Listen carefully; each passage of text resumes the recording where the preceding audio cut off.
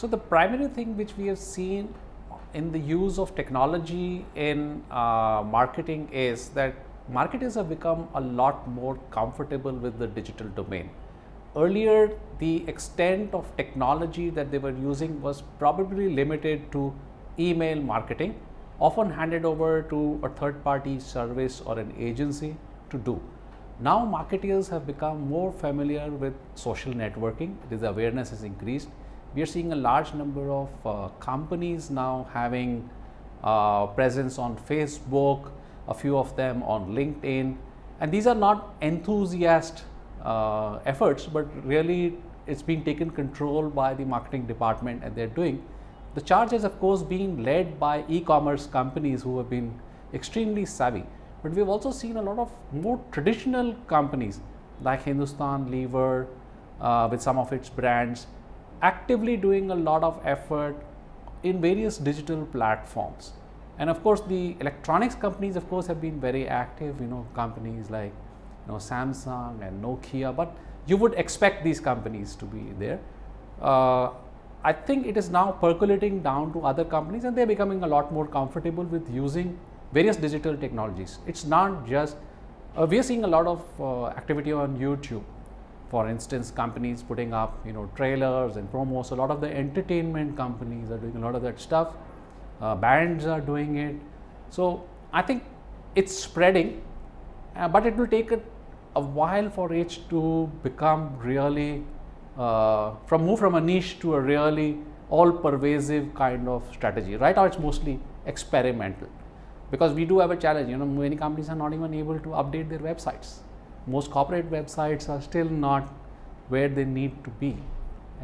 But I think as people are becoming educated and we are getting younger marketers into the workforce, you are seeing a lot more comfort with using technology for marketing.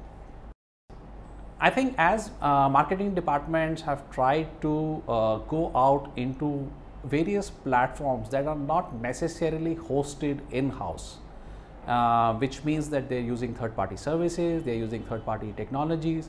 If you are on social platforms, one of the challenges is that how much data and information are you keeping outside the company, and that becomes a big concern for the CIO, who is today the custodian, if you will, of a lot of the corporate data. So they worry a lot about where is the data, whether it's going to be misused, how do we know whether the partner is reliable, what happens if someone walks off with entire customer lists, which internally we would have a tight control. There are companies who have been sending out millions of records off to third parties, and nobody knows what happens to those records after that. And the worry for CIOs is also that if you are in a regulated industry, there are regulators who will have lots of questions. Should there be a breach? Where did the data go out from? And then there could be a lot of challenges and problems for the company if somebody decides to litigate. In India, we don't have very strong privacy laws, but by next year with the change in the IT Act, you are going to see a lot, as well as the Companies Act, you are going to see much greater pressure, not just on the CIO, but also on the managing directors and the presidents of companies to make sure that data is managed properly, and that they will be responsible for privacy issues. And that is probably going to bring in a new set of regulations, rules of engagement within the company on how you are going to manage all this data. We have challenges, for instance, if in an e-commerce company you do a transaction over the web, where does the data reside? I mean, where does your credit card data reside? In the United States, it's very clear. There are regulations about this. We don't have such clear regulations right now in India, but that makes it a challenge for the marketers. You would like to fulfill the customer demand as quickly as possible, but at the same time you've got to ensure the confidentiality of the data. How do you do both? And you may not have the internal technology or the capabilities to do it yourself. So how do you get around this? Because the biggest challenge for most marketers is agility and flexibility. You've got to be able to ramp up, ramp down a campaign very quickly. There may be seasonal or immediate market opportunities that you would like to leverage. but you may not be able to do it because of constraints of these kind. Right now, it's fairly free for all, but it's likely to change very rapidly. And that means that it may not only be the CIO who's the custodian of the information. The role of the chief security officer is going to increase a lot.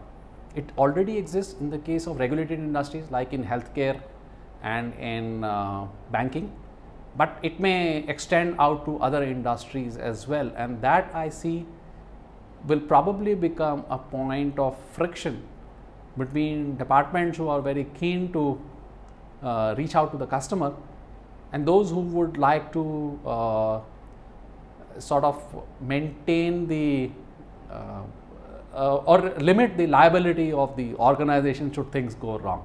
I think that's going to become the issue more than the acquisition of technology. Today, a lot of CIOs recognize that it is not necessary to do capital investments in technology. They are not getting approvals, a whole lot of them, to do capital investments in technology, buy new products and buy new servers and stuff to do anything. Often the request comes and their first choice now is to seek a service provider. And of course, they have their own processes and methodologies and standards for evaluating service providers and third-party services.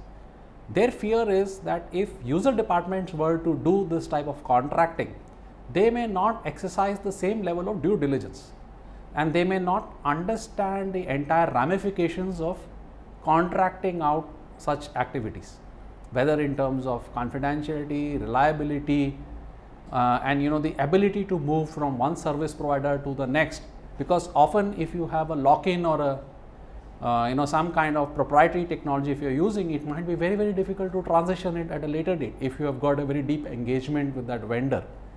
So I think those are becoming, those governance issues are now becoming a bigger problem than any perceived conflict over technology A or technology B.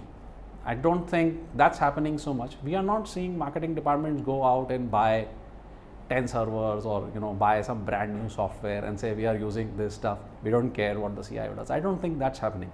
They still defer to the CIO if they have to make a capital investment. But when it comes to services, I think they are taking the lead. I mean, often the CIO has limitations on what they can do in-house because they only have a limited set of staff, they only have some limited infrastructure, and probably all of it is quite utilized quite highly. So if you ask them to deploy a new service, if you go through their entire process, it may take anywhere from 3 days to 3 months to get it up and running. And user departments sometimes feel that's too long and they would like it instantly. And I think that's probably one source of friction, that the user expectations are changing. Everybody is looking for a really instant gratification. I have a request, let me see if I can get this out tomorrow, because that's when my campaign has to launch.